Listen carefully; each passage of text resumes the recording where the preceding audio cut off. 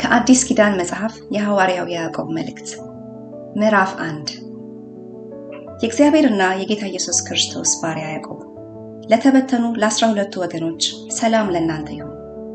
ወንድሞቼ ሆይ የእምነታችሁ መፈተን ትዕግስትን እንዲያደርግላችሁ አውቃችሁ ልዩ ልዩ ፈተና ሲደርስባችሁ እንደ ሙሉ ደስታ ቁጠሩት። ትዕግስትም ምንም የሚጎድላችሁ ሳይኖር ፍጹማንና ሙሉአን ትሆኑ ዘንድ ስራውን ይፈጸም። ከእናንተ ግን ማንም ጥበብ ቢጎድለው ሳይነቅፍ በልግስና ለሁሉ የሚሰጠውን እግዚአብሔርን ይለምን፣ ለሱም ይሰጠዋል። ነገር ግን በምንም ሳይጠራጠር በእምነት ይለምን። የሚጠራጠር ሰው በነፋስ የተገፋና የተነቃነቀ የባህርን ማዕበል ይመስላልና። ሁለት ሐሳብ ላለው በመንገዱም ሁሉ ለሚወላውል ለዚያ ሰው ከጌታ ዘንድ አንዳች እንዲያገኝ አይምሰለው። የተዋረደው ወንድም ግን በከፍታው ባለጠጋም በውርደቱ ይመካ፣ እንደ ሣር አበባ ያልፋልና። ፀሐይ ከትኩሳት ጋር ይወጣልና ሳርንም ያጠወልጋልና አበባውም ይረግፋልና የመልኩም ውበት ይጠፋልና፣ እንዲሁ ደግሞ ባለጠጋው በመንገዱ ይዝላል። በፈተና የሚሰናዘው የተባረከ ነው፣ ከተፈተነ በኋላ ለሚወዱት ተስፋ ስለ እርሱ የሰጣቸውን የሕይወትን አክሊል ይቀበላልና። ማንም ሲፈተን በእግዚአብሔር እፈተናለሁ አይበል፣ እግዚአብሔር በክፉ አይፈትንምና እሱ ራሱስ ማንንም አይፈትንም። ነገር ግን እያንዳንዱ በራሱ ምኞት ሲሳብና ሲታለል ይፈተናል። ከዚህ በኋላ ምኞት ጸንሳ ኃጢአትን ትወልዳለች፣ ኃጢአትም ካደገች በኋላ ሞትን ትወልዳለች። የተወደዳችሁ ወንድሞቼ ሆይ አትሳቱ። በጎ ስጦታ ሁሉ ፍጹም በረከት ሁሉ ከላይ ናቸው፣ መለወጥም በእሱ ዘንድ ከሌለ በመዞሩም የተደረገ ጥላ በእሱ ዘንድ ከሌለ ከብርሃናት አባት ይወርዳሉ። ለፍጥረቱ የበኩራት አይነት እንዲሆን በእውነት ቃል አስቦ ወለደ። ስለዚህ የተወደዳችሁ ወንድሞቼ ሆይ ሰው ሁሉ ለመስማት የፈጠነ ለመናገርም የዘገየ ለቁጣም የዘገየ ይሁን። የሰው ቁጣ የእግዚአብሔርን ጽድቅ አይሰራምና። ስለዚህ ርኩሰትን ሁሉ የክፋትንም ትርፍ አስወግዳችሁ ነፍሳችሁን ማዳን የሚችለውን በውስጣችሁም የተተከለውን ቃል በየዋህነት ተቀበሉ። ቃሉን የምታደርጉ ሁሉ እንጂ ራሳችሁን አታስቱ። የምትሰሙ ብቻ አትሁኑ። ቃሉን የሚሰማ የማያደርገውን ቢኖር የተፈጥሮ ፊቱን በመስታወት የሚያይ ሰውን ይመስላል። ራሱን አይቶ ይሄዳልና ወዲያውም እንደምን እንደሆነ ይረሳል። ነገር ግን ነፃ የሚያወጣው ፍጹሙን ሕግ ተመልክቶ የሚጸናበት ስራንም የሚሰራ እንጂ ሰምቶ የሚረሳ ያልሆነ በስራው የተባረከ ይሆናል። አንደበቱን ሳይገታ ልቡን እያሳተ እግዚአብሔርን የሚያመልክ የሚመስለው ማንም ቢኖር የእሱ አምልኮ ከንቱ ነው።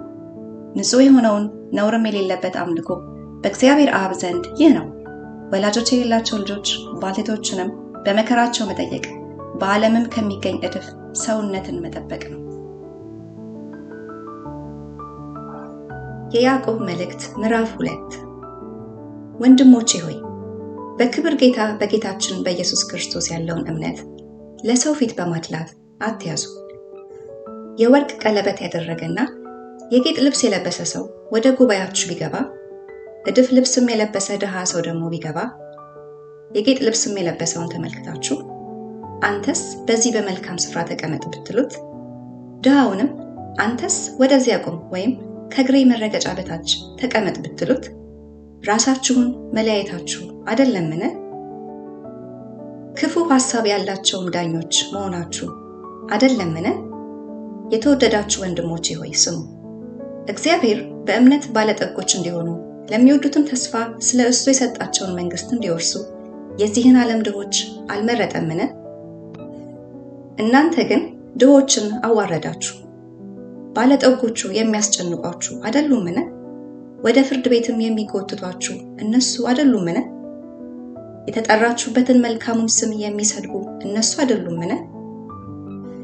ነገር ግን መጽሐፍ ባልንጀራህን እንደ ራስህ ውደድ እንደሚል የንጉሥን ሕግ ብትፈጽሙ መልካም ታደርጋላችሁ። ለሰው ፊት ግን ብታደሉ ኃጢአትን ትሰራላችሁ፣ ሕግም እንደ ተላላፊዎች ይወቅሳችኋል። ሕግን ሁሉ የሚጠብቅ ነገር ግን በአንዱ የሚሰናከል ማንም ቢኖር በሁሉ በደለኛ ይሆናል።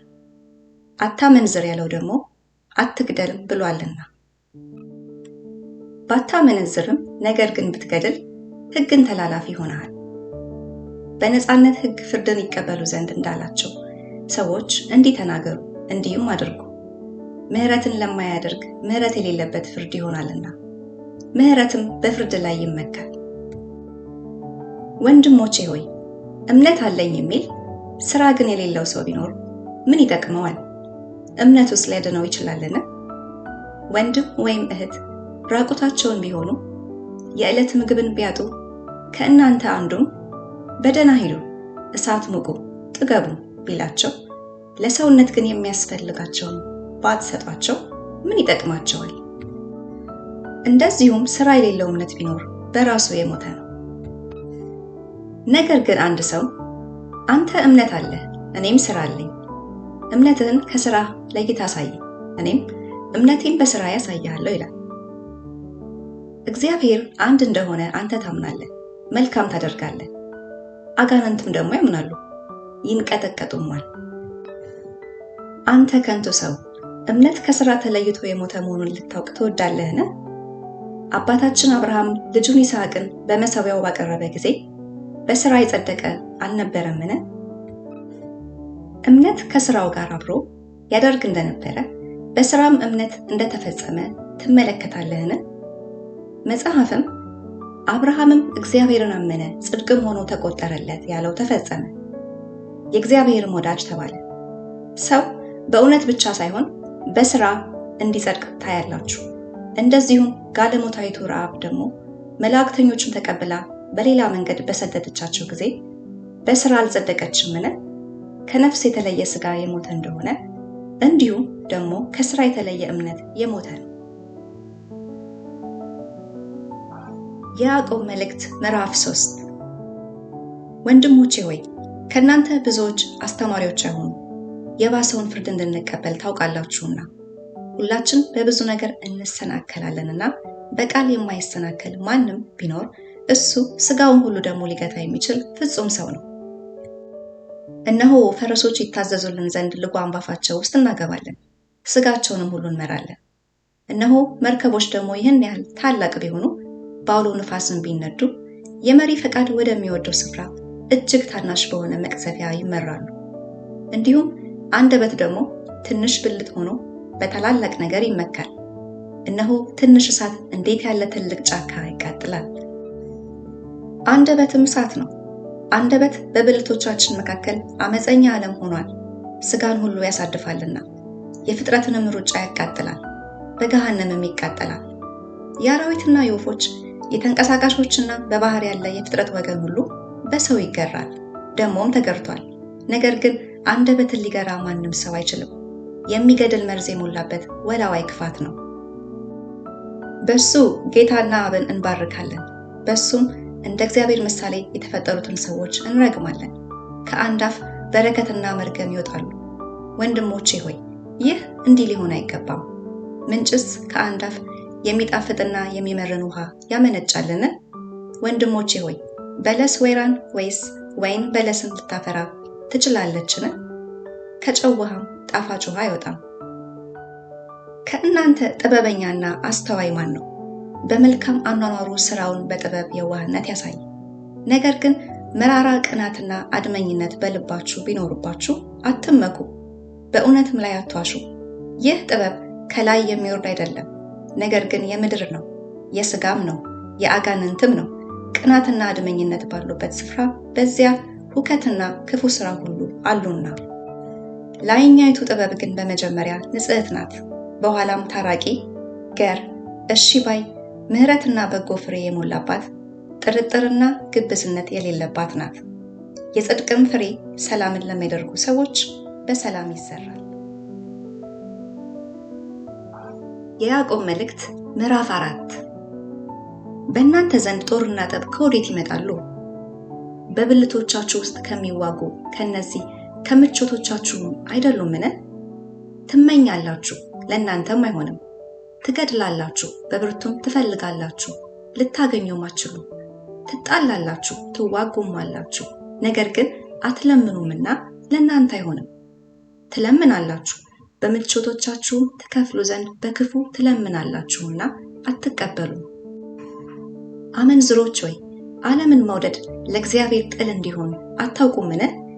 እንግዲህ የዓለም ወዳጅ ሊሆን የሚፈቅድ ሁሉ የእግዚአብሔር ጠላት ሆኗል። ወይስ መጽሐፍ በእኛ ዘንድ ያሳደረው መንፈስ በቅናት ይመኛል ያለው በከንቱ እንደተናገረ ይመስላችኋልን? ነገር ግን ጸጋን አብልጦ ይሰጣል። ስለዚህ እግዚአብሔር ትዕቢተኞችን ይቃወማል፣ ለትሑታን ግን ጸጋን ይሰጣል ይላል። እንግዲህ ለእግዚአብሔር ተገዙ፣ ዲያብሎስን ግን ተቃወሙ፣ ከእናንተም ይሸሻል። ወደ እግዚአብሔር ቅረቡ፣ ወደ እናንተም ይቀርባል። እናንተ ኃጢአተኞች እጆቻችሁን አንጹ፣ ሁለት ሐሳብም ያላችሁ እናንተ ልባችሁን አጥሩ። ተጨነቁና ዘኑ፣ አልቅሱ። ሳቃችሁ ወደ ሐዘን፣ ደስታችሁም ወደ ትካዜ ይለወጥ። በጌታ ፊት ራሳችሁን አዋርዱ፣ ከፍ ከፍም ያደርጋችኋል። ወንድሞች ሆይ እርስ በርሳችሁ አትተማሙ። ወንድሙን የሚያማ በወንድሙም የሚፈርድ ሕግን ያማል፣ በሕግም ይፈርዳል። በሕግም ብትፈርድ ፈራጅ ነህ እንጂ ሕግን አድራጊ አይደለህም። ሕግን የሚሰጥና የሚፈርድ አንድ ነው፣ እርሱም ሊያድን ሊያጠፋም የሚችል ነው። በሌላው ግን የምትፈርድ አንተ ማን ነህ?